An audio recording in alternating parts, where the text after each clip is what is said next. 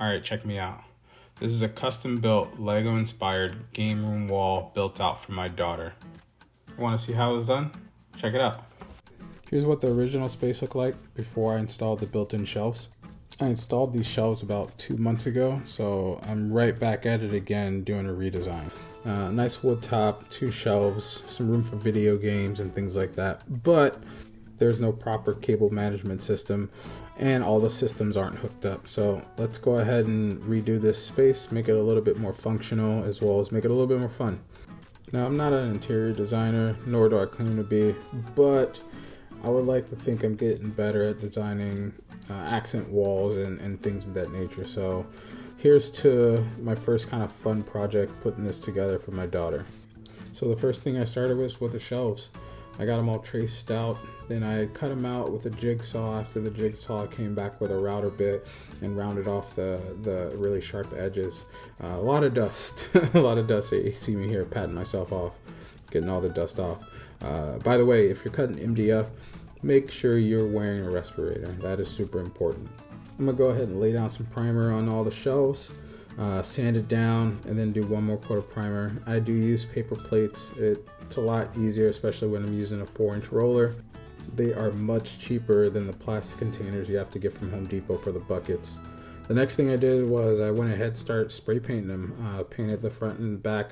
And I think this took me about 2 days to do. I painted the top and then I turned them over, I waited a day, then turned them over and painted the bottom. But I think the colors came out really good. I put 2 coats on there of each color, so it took me about 2 days to do that completely. And now for the super fun part. So this is my first time doing this, so I really started with using marking tape on here to get all the black lines across to kind of make the Lego block shape.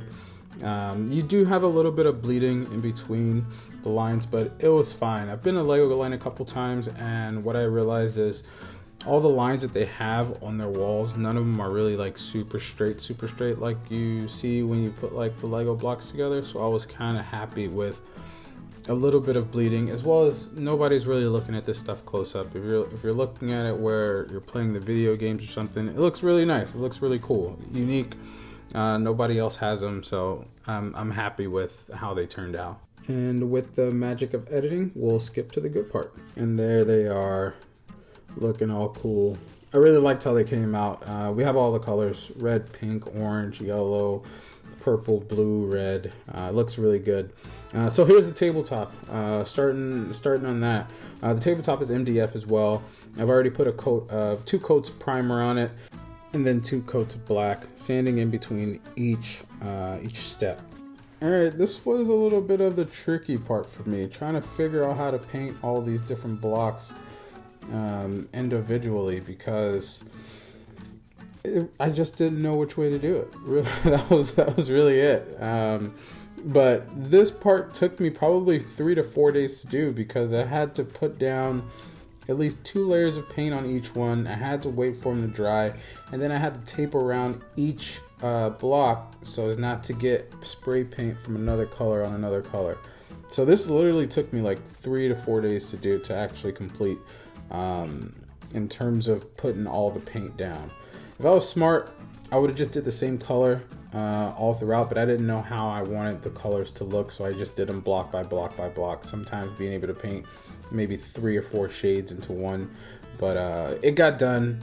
I pulled the tape. It looked really nice. And now on to the next part, which is basically installing.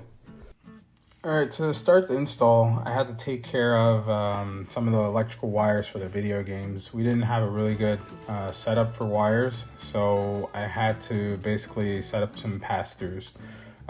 What a pass-through is basically somewhere where you can put low voltage outlets to the wall. You could pick these things up at Home Depot or Lowe's. It's basically a faceplate with rubber insets that has slots and grooves and put through it. So I put one right behind the TV, and then I went ahead and put one below where the video game consoles are. Once that was taken care of, I started focusing on the wall. Started putting up all the colors that I painted over the last week and a half, I think. Started getting those on the wall. I didn't really have a specific design I wanted. I had something like this set up in my office room before, and it wasn't as many octagons as you see here. It was just maybe like a handful with different color patterns. So I didn't know which way I wanted to go with them. I actually asked my family if I should take them all down and redo them, and they thought it would probably be better if I did it in like a more gradient pattern, so keeping all the same colors together going against the wall. Maybe I'll do that in the future, maybe I won't, but here's how the entire thing came out. I'm really stoked about it. All the shelves, all the wall details, the neon colors that's up there. The tabletop itself is really cool.